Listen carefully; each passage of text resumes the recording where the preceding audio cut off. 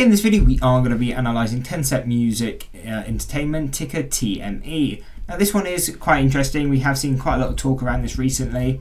Even though it is still kind of trading a bit like a barcode stock. I mean, you can see there is still quite a bit of volume going in, but it's not moving all that much, at least on the intraday.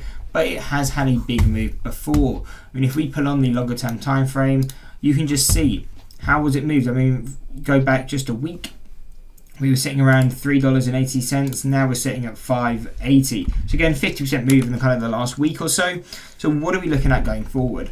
So as of right now, I would actually flip more bearish. Why is this? So third deviation on the 6 month. Again, third deviation is really the highest we ever hit. Expect a stock to go. And so yeah, really coming into here, the first time it ever hits, again, you're looking for that pullback, would have played out literally to the cent perfectly. We tapped it again, got that pullback. And now we've tapped it for a third time and starting to experience a pullback. So, and we're also doing this all out of divergence, by the way. So this again would still keep me a bit more bearish on it. But if we keep coming to tap this level, that does also signal that buying pressure is coming in. We expect a breakout. So be cautious. Again, I would be having a tight stop on it if I was already shorting. And where would I expect it to break out to if we end up pushing to the upside? So 644 to around 670 will kind of be where I expect it to go.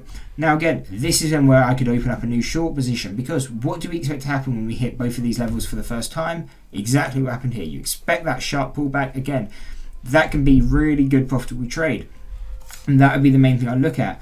But one thing we can see is actually, does this have options? So it does have options. So this is going to be really actually ideal, and something I may actually look to trade as well. If we and may even buy a put now just to kind of hold. But if we break up to the 677, again, that is really just going to be an area where I'm flipping very bearish on it. So I'll look to buy some put options, any ones that I can find where the premiums are cheap or either the implied volatility is quite low. If either I can't find any cheap options or the implied volatility is too high, how can I look to trade it as a bearish play?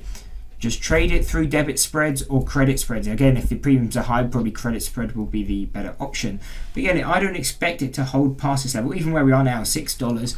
A month down the line, I'd be very surprised to see it above $6. So again, that's usually how I would trade these kind of things when they come over where we bought. If they have an option to be able to trade it, it makes a trading opportunity a lot easier to take, because again, you can much easier manage your risk. So that's really my main trade plan. Again, if we do have one extreme breakout, 760 will be that final one. But really the main trading opportunity is where we are now, from really $6 to 671. Now, if we start pushing down, what are key supports? So right now, again, we're getting that pullback. 540 will kind of be that key target we expect it to push back to. If we continue any lower, 490 to 475 will be that next level. And going lower would be 438 and 380.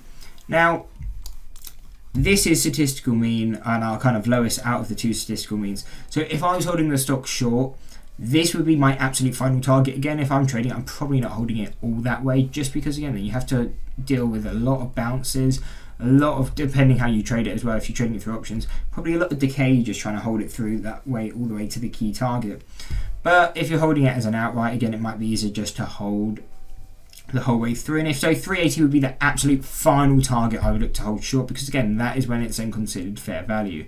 If we break lower than this, this is where I would flip a bit more bullish on it, and from 335, 285, kind of 230 and 188, these are levels where I'd be much more bullish on it, and again look to take it long. Now, there's a lot of levels on this chart. Do you need to pay attention to all of them? No.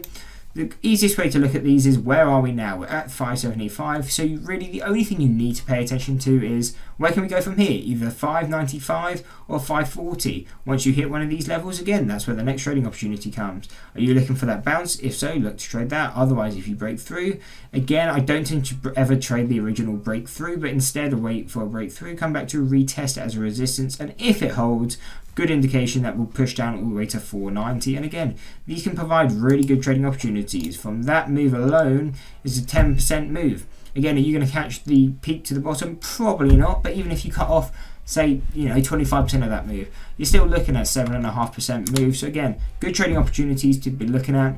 It's just being patient enough to wait for them.